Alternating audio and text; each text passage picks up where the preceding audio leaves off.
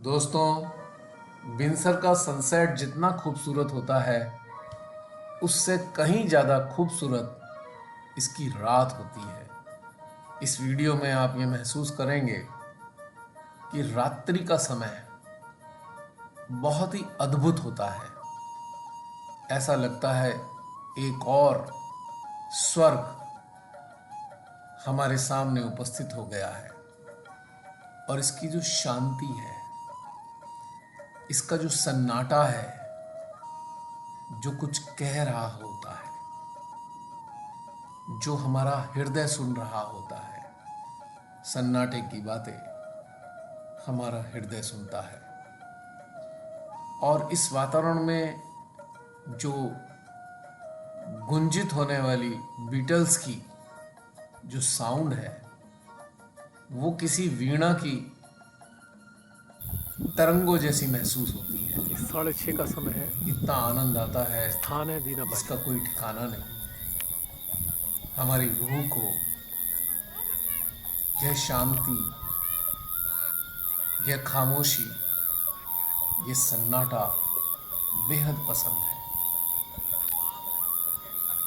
महसूस करके देखें, आप में से बहुत सारे लोगों को शांत क्षेत्र बहुत अच्छे लगते हैं।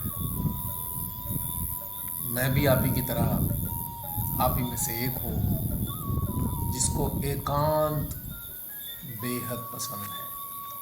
और यदि एकांत पहाड़ों का हो तो फिर तो क्या कहने। इस एकांत की खासियत यह है कि हम जब इस एकांत का आनंद ले रहे होते हैं, बेसिकली हम अपनी आत्मा की कंपनी का मजा ले रहे होते हैं, अपनी सोल की कंपनी का मजा ले रहे होते हैं। सोल का एक्सप्रेशन हमारी आत्मा पूरी तरह रेसिप्रोकेट करती है और ये वातावरण Enchanting उसमें beauty. चार चांद लगा देता है।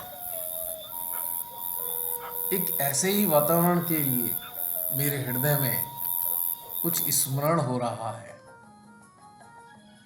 काफी अरसा पहले एक अनुभूति हृदय से फूटी थी। मुझको ऐसा महसूस हो रहा है कि सुंदर वातावरण में मैं इस अनुभूति को आप सबके सामने शेयर करूं। तो जरा सुनिएगा।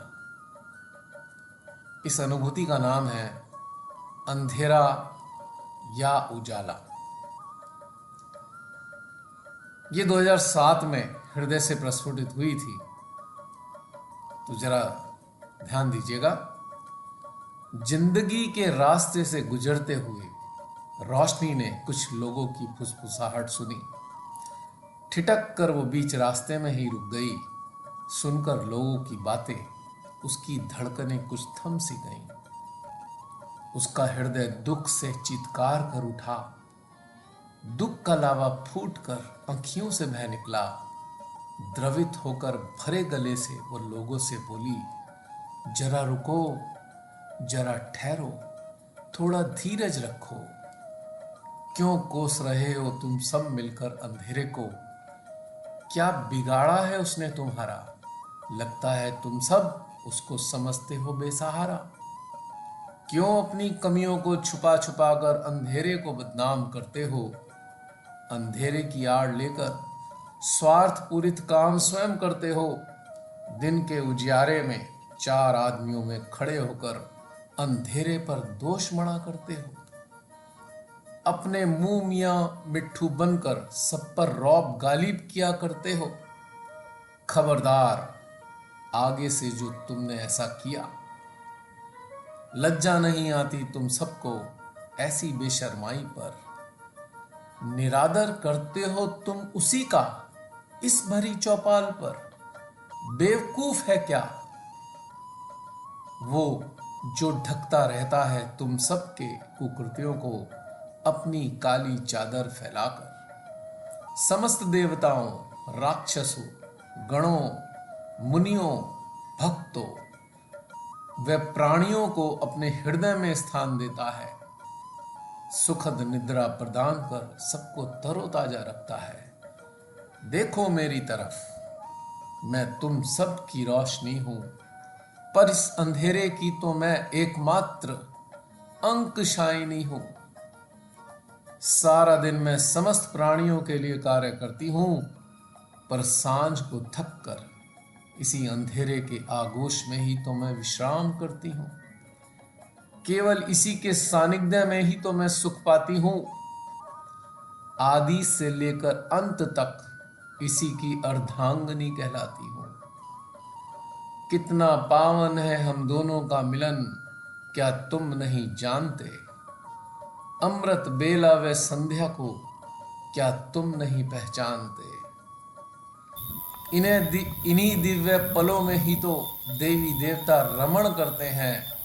न जाने कितने भक्तों व साधकों के हृदय में इस क्षण प्रभु विचरण करते हैं। अब तो तुम समझ ही गए होंगे मेरे तिमिर के महत्व को। अरे बनाया है हम दोनों को माँ आदि ने, इसी सृष्टि के चालन को। एक के बिना दूजा अधूरा है, अरे तम के बिना ना होता कभी सवेरा है। अब महसूस करके देखिए हमारी जिंदगी में अंधकार का कितना महत्व है। यदि अंधकार ना हो तो उजाले की भी कोई अहमियत नहीं लगती। अंधकार के कारण ही तो गुण परिलक्षित होते हैं और उजाले के कारण अवगुण प्रकट होते हैं। दोनों एक दूसरे के कॉम्पेटेबल हैं, एक दूसरे के साथी हैं, एक दूसरे के सहयोगी हैं। इस कायनात के हर पहलू के दो पक्ष हैं, तभी ये सारा घटनाक्रम चल रहा है। अब हम अक्सर कहते हैं अरे ये तो नेगेटिविटी है, ये पॉजिटिविटी है। मुझको तो ऐसे महसूस होता है कि जो ज्ञान की गंगा है, ज्ञान की गंगा के दो किनारे हैं। एक नेगेटिविटी है और दूसरी पॉजिटिविटी है। यदि दो किनारे ना हो तो ज्ञान की गंगा किधर को बहेगी? वो तो चल ही नहीं पाएगी। यदि एक किनारा हटा दिया जाए तो गंगा का मायने ही खत्म हो जाता है।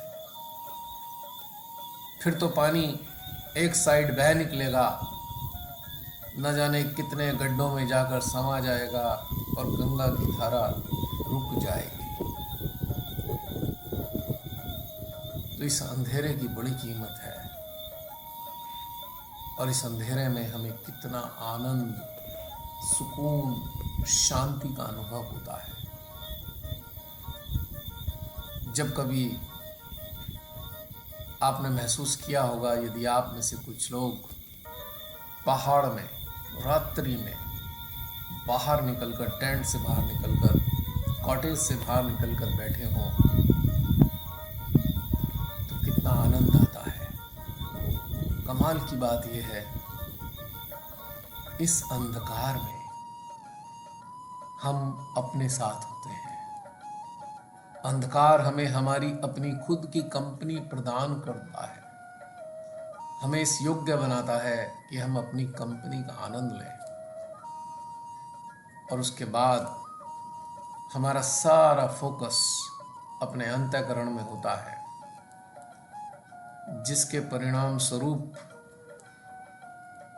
हमारे भीतर में बहुत सारी ऐसी चीजें हैं जो हमारी चेतना के सामने अनावृत होनी शुरू हो जाती हैं